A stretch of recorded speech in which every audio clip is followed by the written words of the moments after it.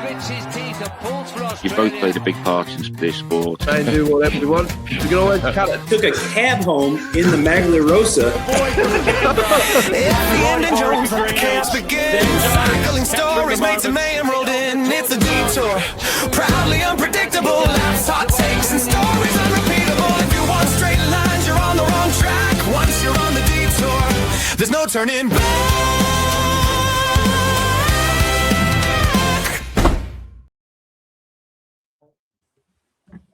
Hey guys, thanks for tuning into the Detour Live. We are back. We don't do a lot of live episodes nowadays because we always get paranoid about technical glitches.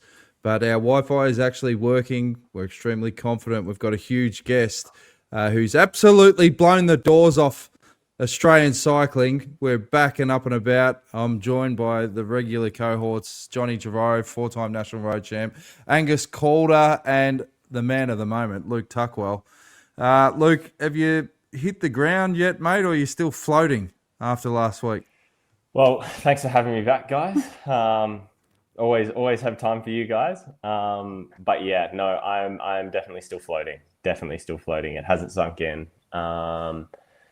Yeah, I still can't describe how it feels or what it means or the experience of the week. So I think it's definitely going to take the rest of this week to sink in. Iffy? Yeah, look, it has been amazing. And it was funny, Andrew Livingston, who's our another of our Detour partners, who writes a lot of the stories, he said to me just at the start of this, he said, we need to do a follow-up story on Luke. And I said, nah, hang off. I think he's going to do something pretty special this week. I don't know why I had that premonition, but I'm glad we did. We wrote a story today, actually. And yeah, it's been a staggering week. And I've just been so impressed, Luke. I mean, you've done... I found out a bit more about you this week because my new best mate, which is your dad, Drew, we're close mates now. We've never met, but we chat quite a bit. And he was telling me how many race days you've done and how, the most in the team, haven't been up to any high altitude or anything training like the others. So it makes it even more impressive what you've just done. Thank you. Yeah, I mean, I think my dad's been equally as inundated with support messages than what I have been as well. But I mean, he's right. I mean, I've done, outside of the guys who have now done the Giro, I am the guy who's without a Grand Tour done the most race days. But it's working for me, and it's worked. The way that guys ride and race in cycling today is they train and they do 30 less race days than maybe what they normally would do 10 years ago. But then that just involves doing more time at training camps.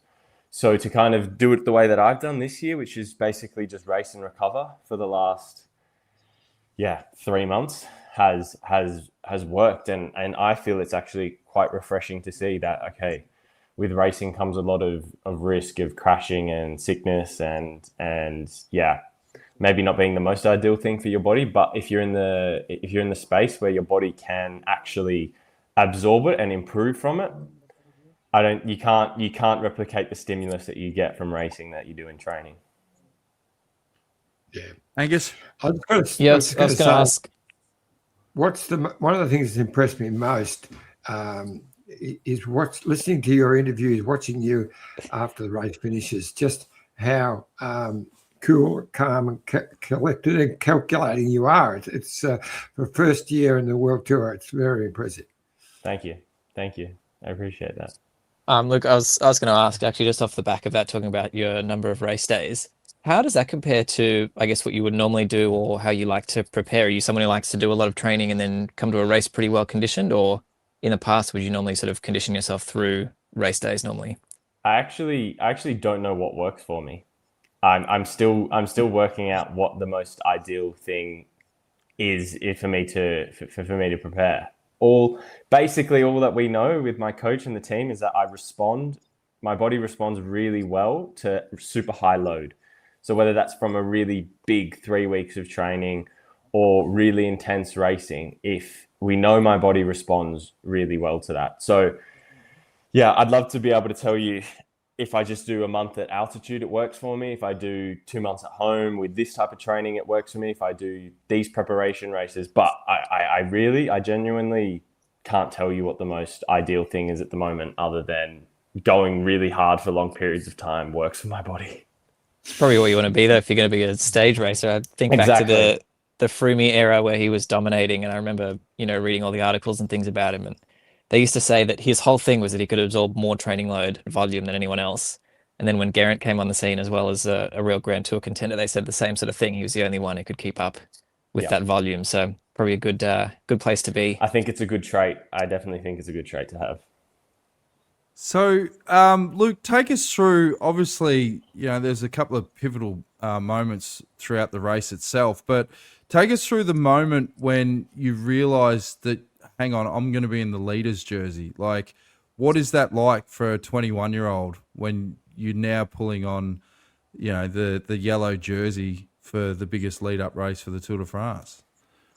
I probably realised obviously all going well, probably about 80 kilometers from the finish, because we had about a 60-kilometer completely flat valley before the final 2 climbs on the 6th day where I took the jersey. And in this valley, we still had our other 2 teammates, Callum Thorney and Gianni Vermeersch. But every other team committed their domestiques and rouleurs. And we did 60 kilometers in an hour on the flat, because that's how hard the guys were just pulling on the front. Like, it was just a 12-man chop off on the front of just domestiques of 75-kilo guys. And when we were getting the radio that the gap was 2 minutes at the bottom of the descent, and then it was 2.5, 3, all the way up to almost 5 minutes at the bottom of the climb, the first climb, I was like, right, if I make it to the finish, I've got the jersey here. I knew I was stronger than the other 2 guys in the group on the climb that were close-ish on GC. But to be honest, I really wanted to help Maxime get the stage win. That was our first goal of the day, was to actually win the stage. And then once we got to the bottom of the final climb, the DS, who was actually in the second car, who was behind us, basically said, Maxime, you go for the stage. Luke, you basically go bottom to top as quick as you can. And how it played out was perfect. But yeah, I still, even when I crossed the line, I was like waiting to see how far behind the other GC guys were flying up the climb behind. And to then it tick over 3 minutes, and then Del Toro and Sexas finally rounded the last 150 meters. I was like, oh, I done it. I'm in the jersey. So it was pretty cool. It was quite a weird stage in lots of ways. I mean, for a break of 60 to get away so early, and none of the so-called GC favourites were in it. So, very strange situation. It was a massive highway that we started on, a huge road. All the other GC guys were not concerned about it. And I was on the front row still as groups were still going. I was actually next to Vauquelin and Onley. They were just to my right. I then went with some guys, looked behind, no response. And I was like, right, we'll see how this goes. I was expecting it to come back together, because it was there was already 50 guys ahead of me in this group. We got across, and then, lights out basically for the peloton. What was the mood like in the bus that night? Oh, unreal. Absolutely unreal. Like, Maxime's had such a difficult year this year with crashing and breaking multiple bones so early in February. And it's his first race back. He's in incredible shape, obviously. But we came to this, we had no big superstar on the team this week. So we really came into this week basically looking for opportunities, limited pressure, basically just see how it goes. And that's the first time we've had the leader's jersey in a 1-week World Tour race this year, and equal best GC result. And it's actually the first World Tour win that we've gotten since Amstel Gold as a team. So our humble little group of 7 guys well and truly exceeded the expectation, and yeah, the vibe was just incredible. Like, we were shaking our heads going, we have the maillots on. How cool is this? Morale must be through the roof. I have to ask though, I noticed on the last, I think it was the last stage up the final climb, I noticed you had the earpiece out. What's the go there? No, yeah, I took for the last day I had it in. The second last day I took it out. Basically, I was already on my limit, and I just wanted to just not have another voice in my ear, because I knew I was dropped. I knew I was losing time. I was just trying to do it as fast as I could. Whereas for the final day, we were still in it, and we could still see the group of Jorgensen, Skelmos, and these guys. So it was good to have the communication with the car. Our DS, I love him, loves to talk as well, sometimes a bit too much. And actually, after 5K in this climb, Maxime went on the radio and said, "Patchy, too much." And then he really dialed it down for the end, because, I mean, Maxime and I basically knew exactly what we had to do. And yeah, but I pulled that piece out, and yeah, I apologized to my DS after that. I did it, and he was like, "You don't have to apologize. Like, it's you running the race at that point. All you can do is go as fast as possible." So you had enough head noise, you didn't need any more. Exactly. Cadell Evans pulled his earpiece out and won a Worlds, mate. The only difference is he pulled his out at the start line. Yeah. I think you'd cop a fair bit of flack from the DS if you were to do a whole stage without your radio piece in. So, but it's fascinating for me, because I've obviously been in a few team cars over the journey, and does that actually make a difference? Because I would think when a director's yelling in your ear going, come on, give it everything, my reply would be like, no shit, what do you think I'm doing?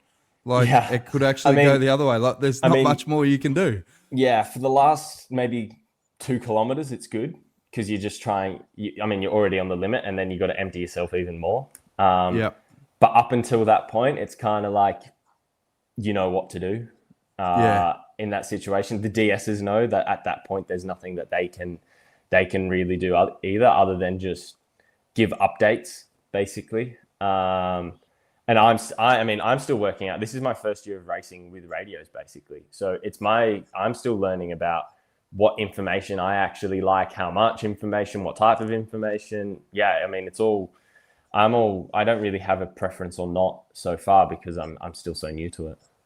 Well, Luke Plapp gets Carlton Footy Club scores during the races, I've seen. I don't think I saw that from Romandy, that the team car was giving him updates. I don't think I would like any external distractions. You know, if I was on the limit of the climb yesterday, I mean, I don't follow AFL, but, you know, if I was on the limit on this climb 2 days ago and they said, "Yeah, mate, just so you know, your team's lost as well," I'd be like, well, what's the point of even trying anymore? Yeah, exactly. Johnny, I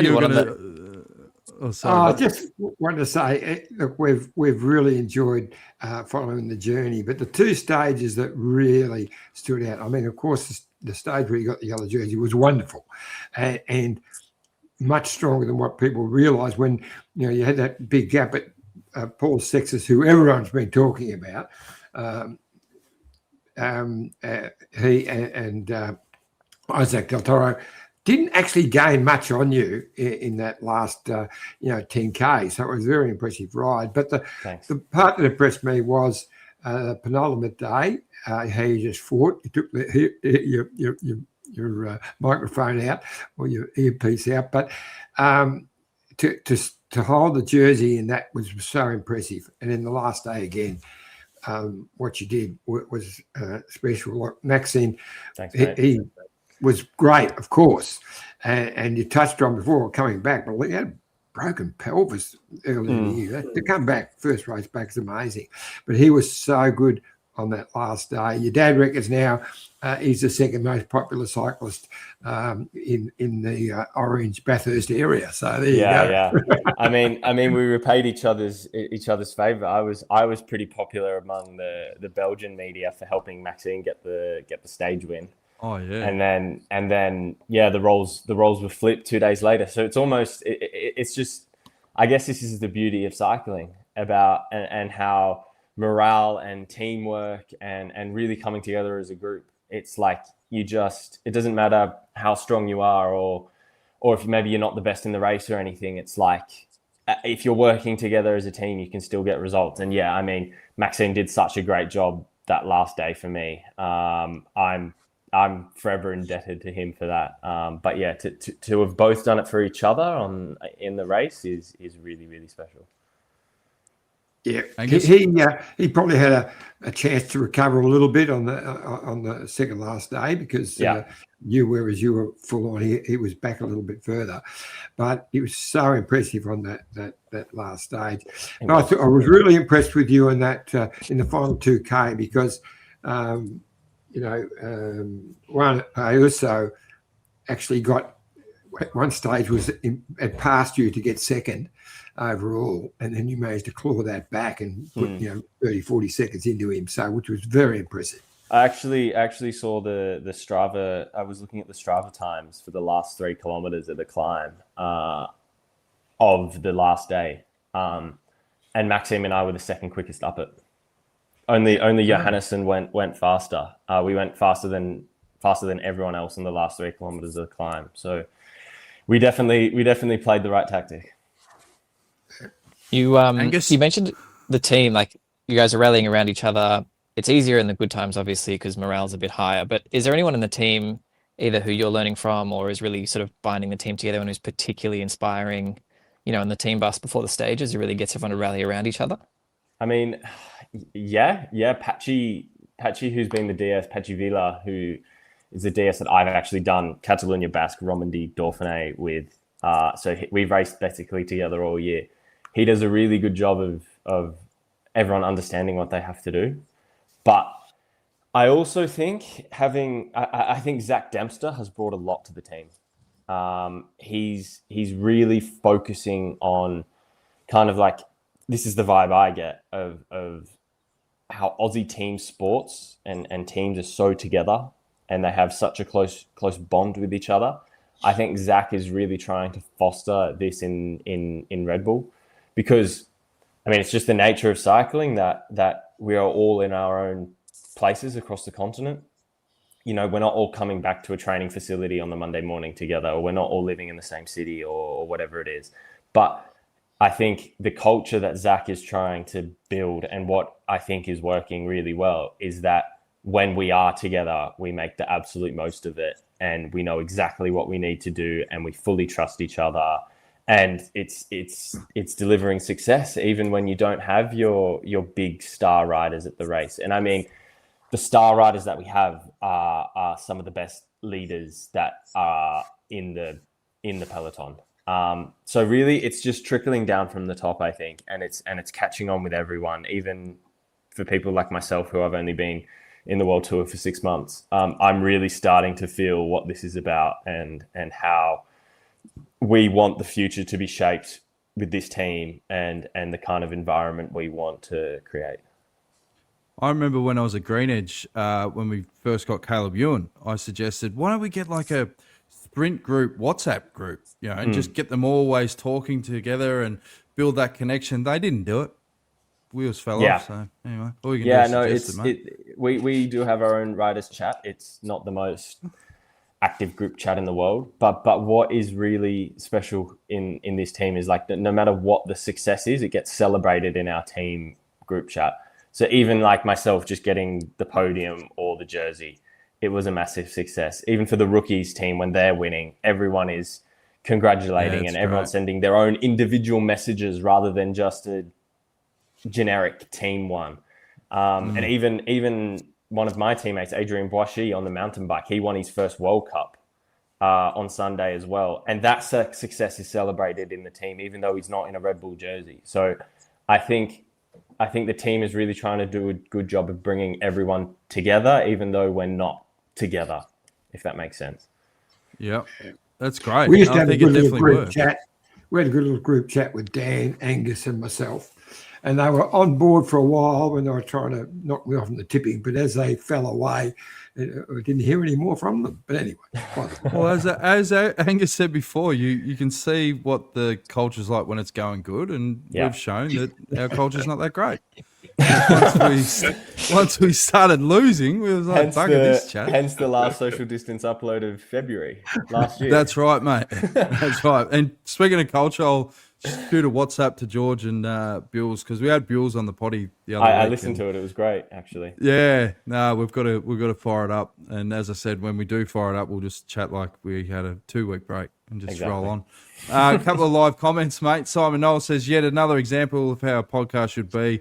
Love your work, guys. We still haven't got down pat who's talking next. So we used to do a finger thing. So Angus, whenever you want to say a question, just do that little digit and we'll. Well, I tried the finger earlier, and if he didn't respect it. Yeah, he cut you off. He's got to pay more attention. Bloody long day says on that my final uncle. climb. This is my uncle. Is this your uncle? This is my uncle. Uncle Tuckers. He does Ironmans for fun.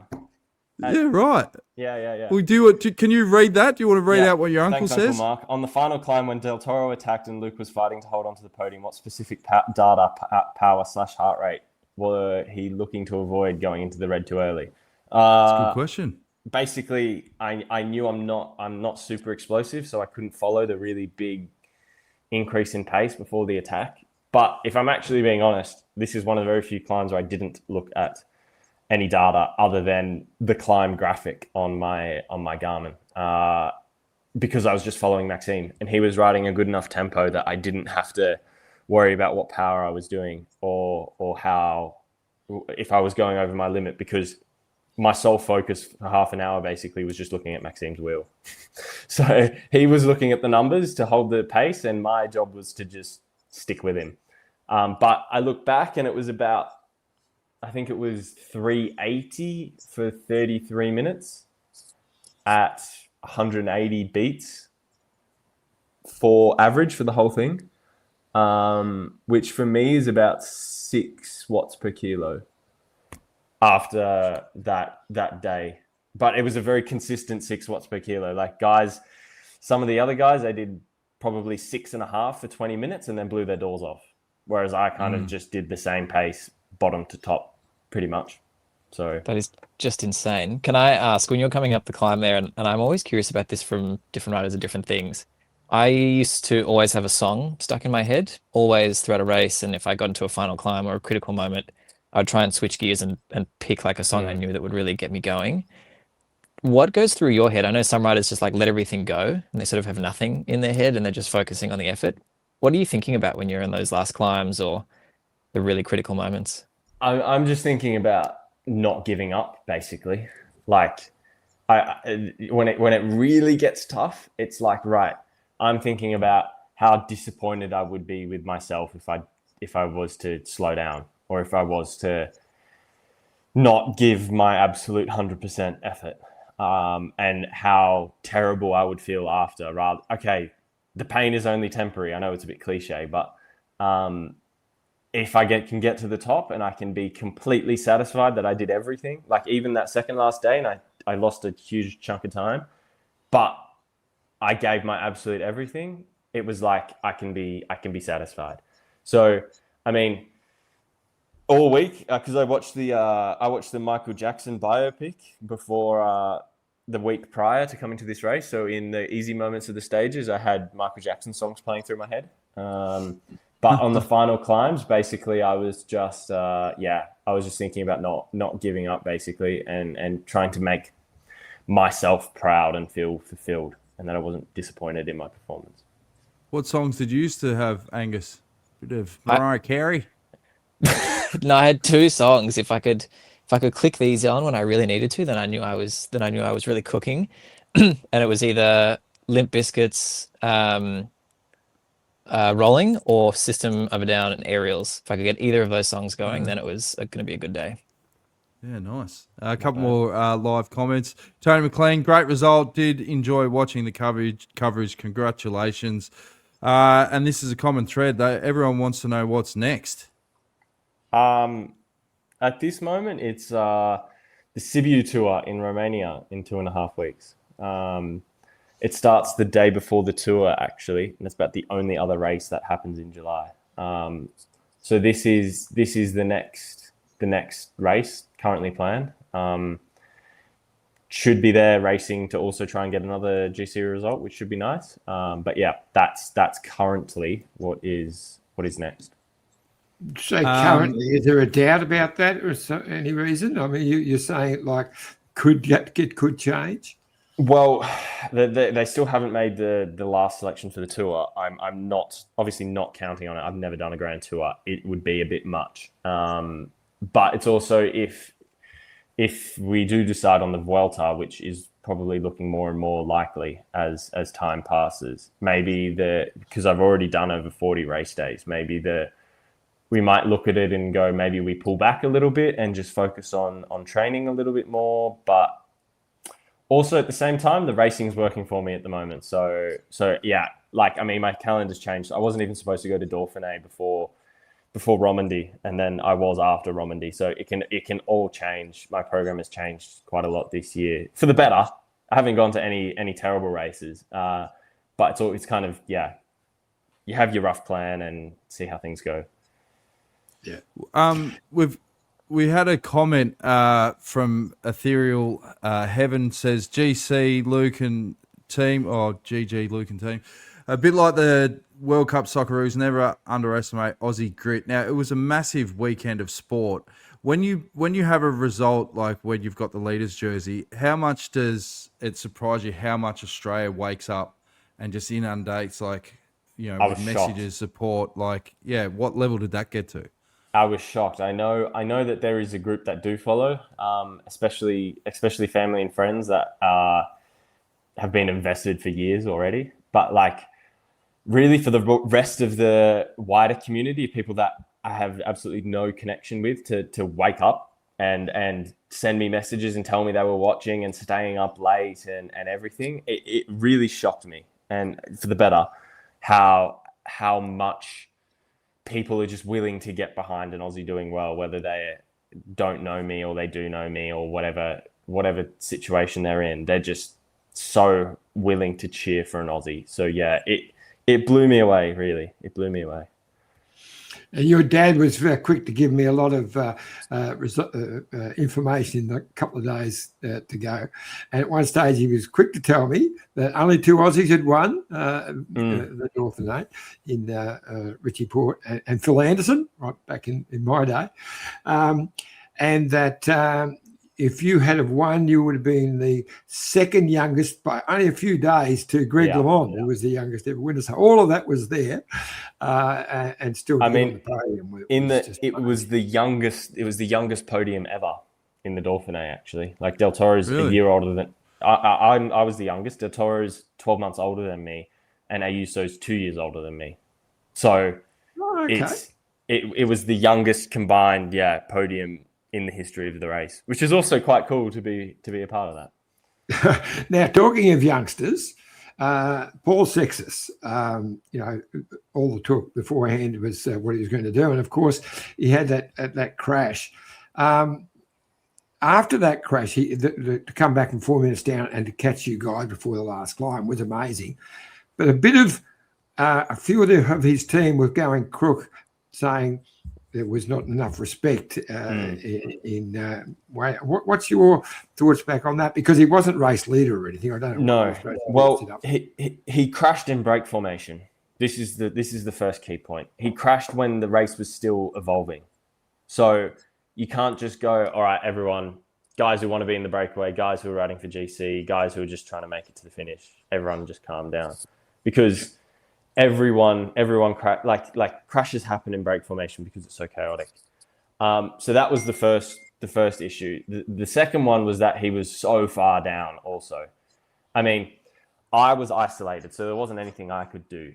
But some of the other big teams committed after this climb, after the first time up Colombier. They didn't rip it before. Break formation was still going on.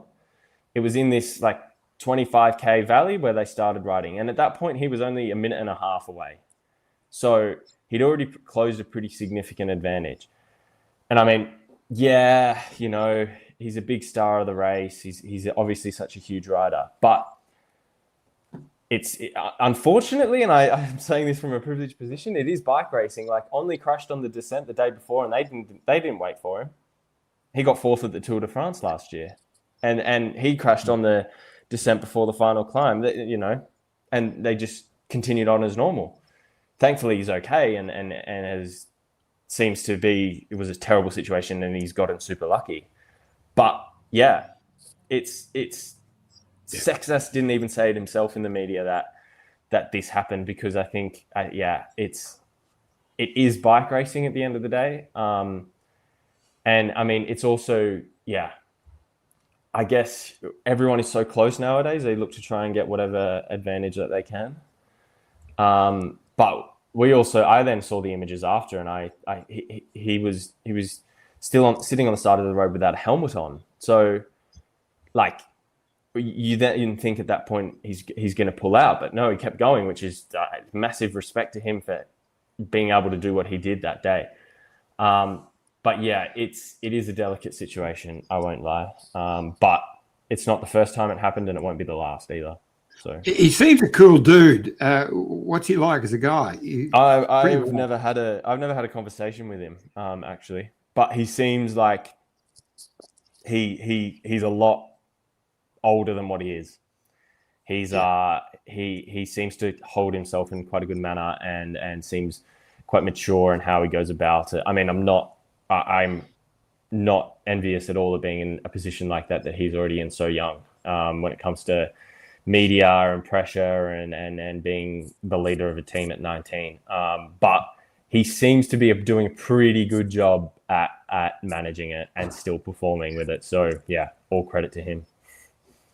Now, I was very impressed when you won the stage. I actually stayed up and listened to all of the interviews, and how you dedicated that when it won the stage, when you got the other jersey, sorry, and you dedicated to your young sister Antonia, who just passed away last year. Mm-hmm. That was really heartfelt and beautifully said. Thank you. Yeah, I mean, I think I got special powers last week from the jersey, and also from having those thoughts in my head. So yeah, it was pretty special actually. And yeah, I hope I've done her proud. I'm sure you have. 100%. Now, 100%. There was some lovely photos that were popped up on Instagram by your dad and some by you too, I think, of you two as youngsters. There was one, I asked Dan to pick it up because I've got a question here. So this is a great photo. How old are you then? How old are you? 13, 14, I want to say. Oh, yeah, maybe. And I'd actually just crashed in training the week before, hence my black eye. That was the question. If you look at that, you've got a great big shiner. I'm pretty sure I hit the one traffic island in about a 2-kilometer radius from my house. I think that's what it was. I think that was the rough time period when I did that. And yeah, we were actually on the way to Dunkgrave Velodrome, I'm pretty sure. Hence the track bike on the back of the ute. But yeah, it is one of the nice photos. But yeah, you were saying before about Sexas, you know, the talk is how well he handles himself and he's mature beyond his years. I mean, people can say exactly the same thing about you, mate. Like the way you've handled yourself, and it's really refreshing because, as we said, when we've obviously followed your journey, but when you break out onto the scene like that, all the Aussies want to latch on, and now they're scrambling for information. But when you're the complete package and you're someone that they can follow that handles themselves with the class that you do, that's something that people get excited about, mate. And we joked about it, saying like the Go Tucky posters on the side of the road, and you said, I don't know if there'll be many of those. Mate, I can guarantee it. And, well, you know, the schedule's up in the air at the moment, but you will eventually ride the Tour de France. That's a given. But you strap yourself in, bro. You're going to have a groundswell of support. Yeah, Just wait until he gets to Romania at the Sibiu Tour. It's going to be crazy. It'll be the bears on the side of the road in Romania on this mountain that they see every year when the race goes past. There's brown bears watching from the side of the road. So that's it. But where do you get that from? That because you're very humble, very respectful in your interviews and so forth. Is that upbringing, or is it something that you're even thinking about now, like being an example and setting an example for the younger generation? I think majority of it is upbringing, and I have my parents to thank for that. I also, when I was in the Western Region Academy of Sport in my teenage years, they were really honing in on us to present yourself in a correct manner, and how to be respectful, and also just be a good human, come across as a good human being. Whether you are, some people can do a good show of it. But I also have such a passion and love for journalism as well.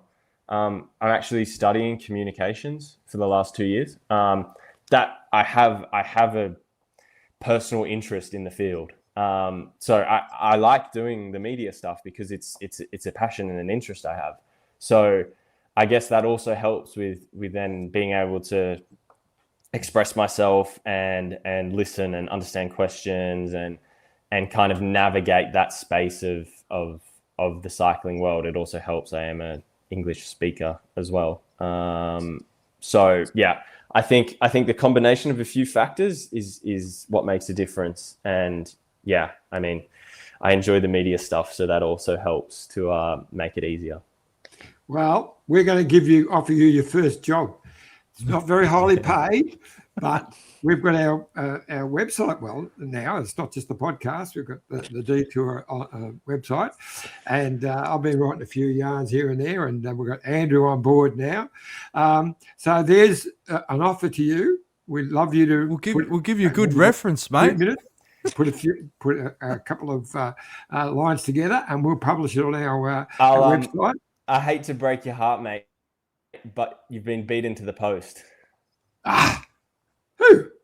This is probably an exclusive first. Cycling News approached me about a month ago to write my own column on their website.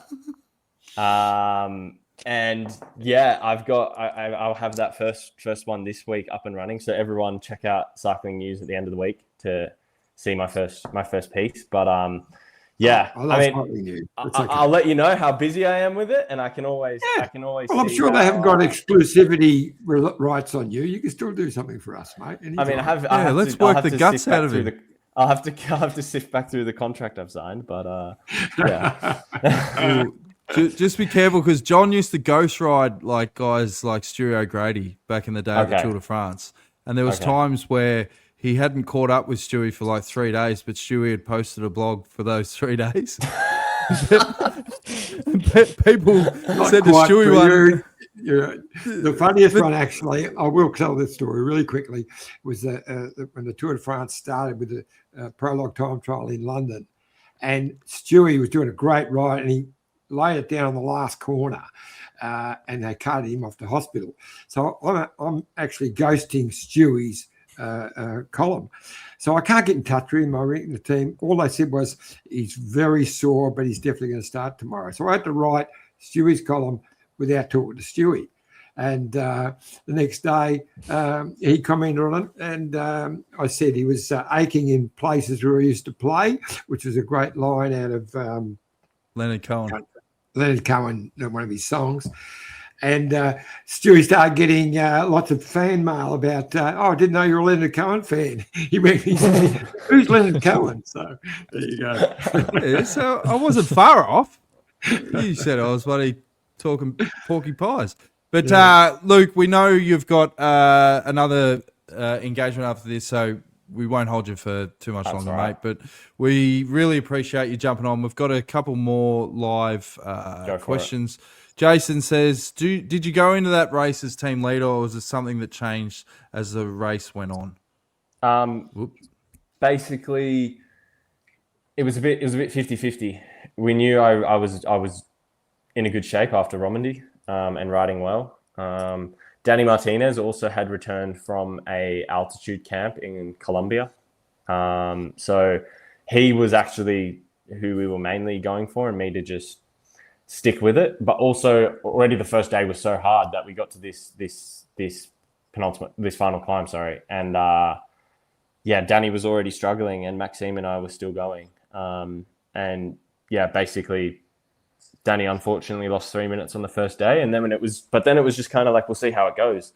Like, we'll just see how it evolves, but not specifically like, right, we're protecting Luke and everything. It was like, right, we'll keep Luke with the front GC guys, but we're not necessarily, we wanted to win a stage. And if the team opportunity was to come up for a stage win rather than going for a GC result, it just so happened that that's how we got the best of both worlds. But yeah, I guess it evolved through the week. And then obviously once we got to the final weekend, it was like, right, full focus on trying to get the best possible GC result. Brilliant, mate. Deborah Bullman, she's a big fan of the show. She says, Luke, you've done so beautifully. Look forward to following another splendid young Australian. Good on you, Thanks, Deborah.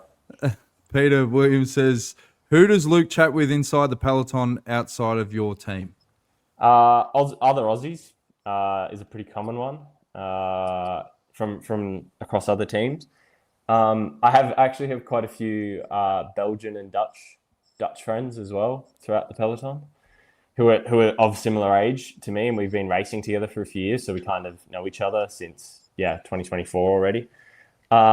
But also guys up in Andorra as well. Oscar Onley, he actually lives in the same town as me in Andorra, so. How's he going after his crash? I saw some footage of that. Far out. I'm actually not sure. I'll have to send him a message and see how he is. But I know he dislocated his shoulder, which went immediately back into place. But then he just had abrasions and I think the usual soreness and stiffness after crashing on a descent. So I'm unsure. But yeah, it's actually a mix. Like, it's kind of like the people for me, it's kind of like the people who I've come through racing the last few years, and now we've all gone through the Devo teams and the World Tour teams, and that's kind of just who you naturally gravitate to having a quick chat with in a race. Good one. Good. Two more. Aaron says, love following your race. Thanks for making it a thrilling one. And the last Aaron. one is from Peter Williams. He says, I think Del Toro would have beaten Sexus, crash or not. What does Luke think? I agree. There you go. I think Del Toro did it so easy, seemingly, on the day that we won the stage by just following him. They might have finished close enough together, but I think Del Toro would have got him in the end. He was on another level, and the long climbing performance that he did on the last day, in terms of numbers, I think Sexas is capable of doing, but he never has done it. So I think Del Toro would have won this week either way, is my opinion. I sent Luke a message the night before, after the penultimate stage, and I said, mate, they're all on their knees except for Del Toro. Yeah, he was in good shape. He was riding super well. So the old Iffy, the Oracle again.